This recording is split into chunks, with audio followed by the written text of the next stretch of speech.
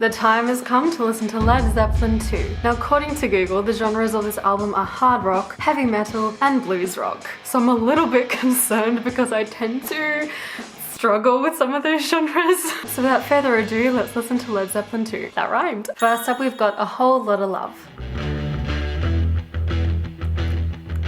You need cool air.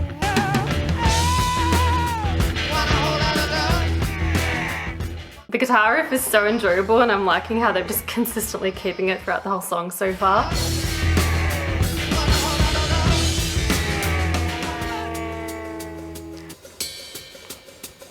Okay. I like how they've panned all these effects from left to right. It just makes you feel very in the song. This feels like an appropriate time to say that these lyrics are pretty damn sexual, and they seem to have a lot of fun with it.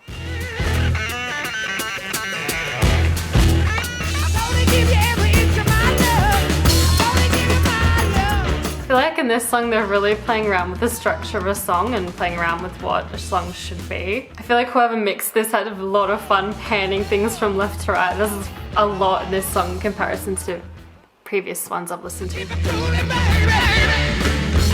I'm gonna guess the most popular characteristic of the song is the riff, the guitar riff. To be able to keep an unchanging guitar riff throughout, I would say 70% of the song, and keeping the song sounding interesting, I think is quite a skill. And I think the way they did that was by incorporating those moments of silence, those little percussion breaks, strong opening song. I enjoyed that one. And it appears other people enjoy this song, as this song became their first hit and was certified gold in the US. Apparently this song also contained a theremin, which I have completely missed, so I'm gonna have to go back and listen where they had a theremin. The next song is What Is and What Should Never Be.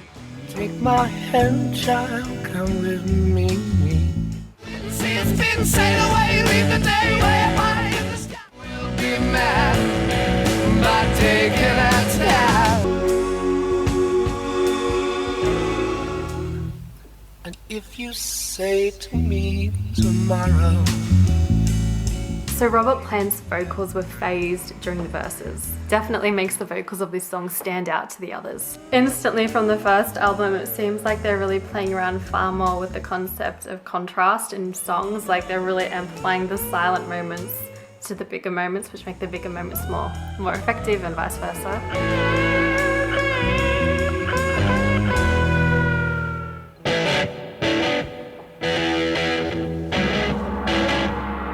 Trying to guess the panning.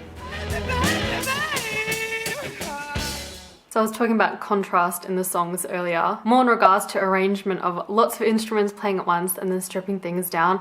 But something they did in this song which I thought was interesting, they used contrast sort of in the length of the song. So in the chorus there isn't really any sustained notes, it's quite fast, energetic, there's a fun guitar riff, and then the section directly after is a sustained ooh bit.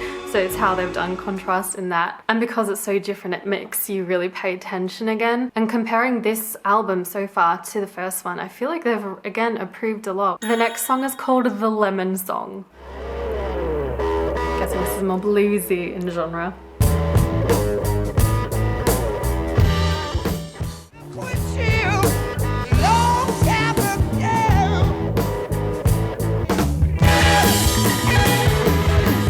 This song really seems to allow the bass shine.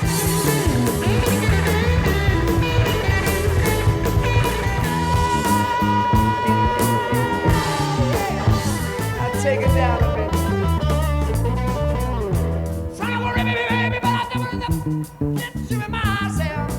I love how in this verse they're like, alright, band, strip away, it's my vocals, time to shine. Chill out for me, please.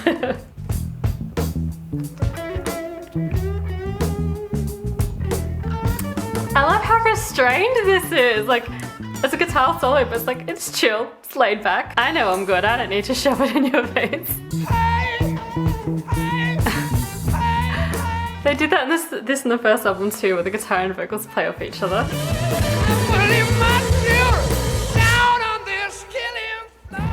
The movement of the bass just really stood out to me in this song. Like in this song, it had this ascending line that it tended to repeat. It really kept the song moving. So far, I'm enjoying this more than one. The next song is called Thank You.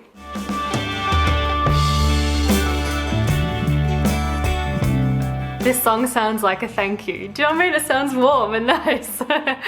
Sun refused to shine, I would still be loving you.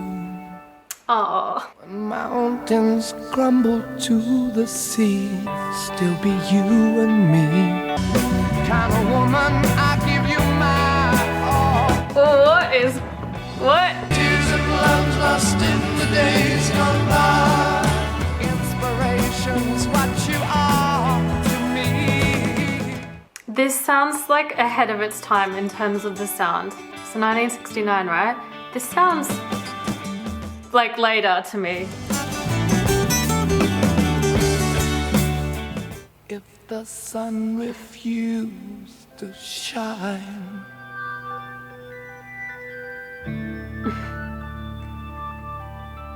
Oh, such a sweet song.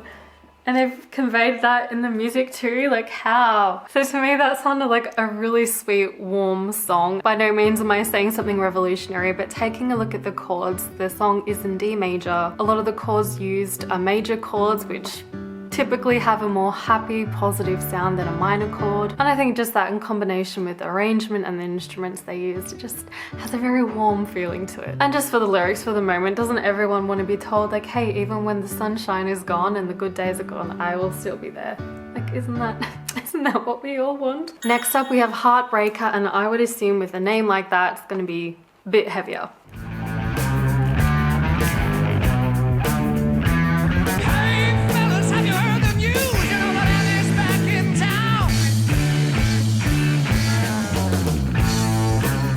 Guitar riffs seem to be strong within this album. 10 years or maybe more since I first set eyes on you.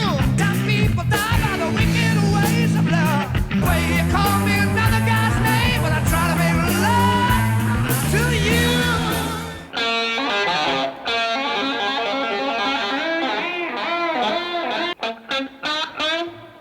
Oh, that's so cool to have nothing but a guitar solo. A solo guitar solo. And to add on to that, apparently the guitar solo was recorded in a different studio, thereby giving a different sound than the rest of the song.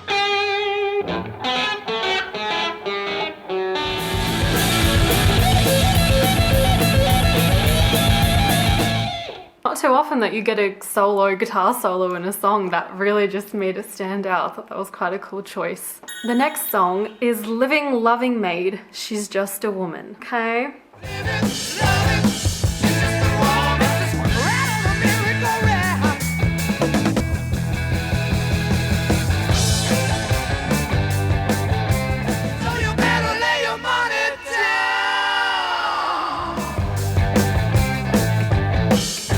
I like how the guitar plays like the vocal line just there. This is quite a different song structure for them as well, it feels like. So it seems like I totally missed the meaning of that song. Apparently it's about a groupie who stalked the band early in their career, and it's guitarist Jimmy Page's least favorite Led Zeppelin song, and that's why they never performed it in concert. I thought it was a bit of a bop, but to be fair, I didn't catch a lot of the lyrics, so maybe I'll think that once I look at the lyrics, but musically it felt fun, so that's interesting to read. The next song is called Ramble On. Leaves are falling all around, such a pleasant state. Times I grow so tired, but I know I'm not one sing my song. I'm going round the world, I gotta find my girl.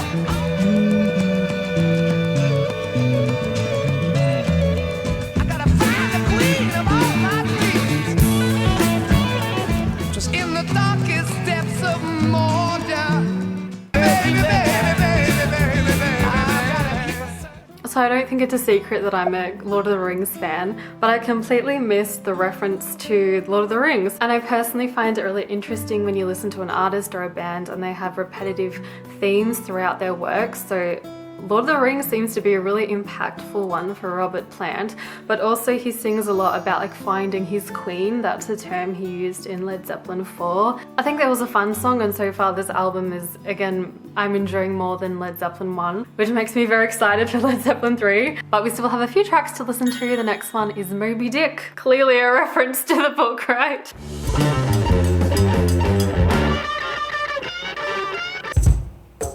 Oh.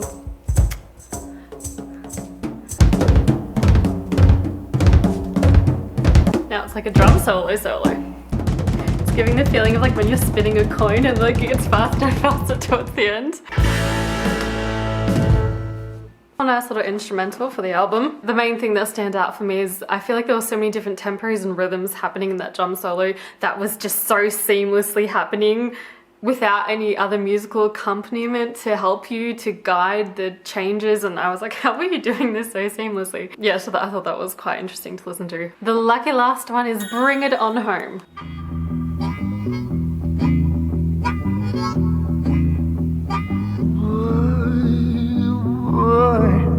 He loves singing baby and babe, like so often in the lyrics that's a very popular word.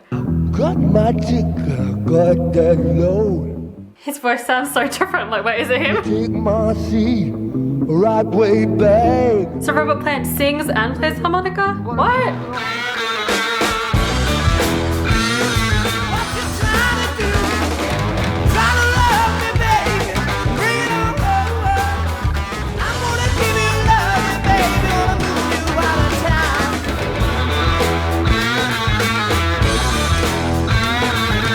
Yeah, the guitar riffs in this album are just so catchy and memorable. How can they all like play multiple instruments and be so good at what they do? It's just, ugh. That flew by. That was so fast. A part of me is like, was that really his vocals at the start of the song? They sounded so different. And just to follow through with what I was saying earlier, another lyric that they use a lot is baby and babe and come back to me babe. It just seems to be again a repetitive theme in the lyrics so far. Nothing wrong, I just again find it interesting to see what themes reoccur in music. By far that one was far more enjoyable to me than one. And I'm probably way wrong in saying this, but one felt heavier to me. When I say descriptor of hard rock, I often think, oh no, everything's gonna be sitting in like the middle frequency and it's gonna be overwhelming. I found one did that a little bit more, and two, everything just, I don't know, they're improving from album to album. Next up we have three. I'm so excited.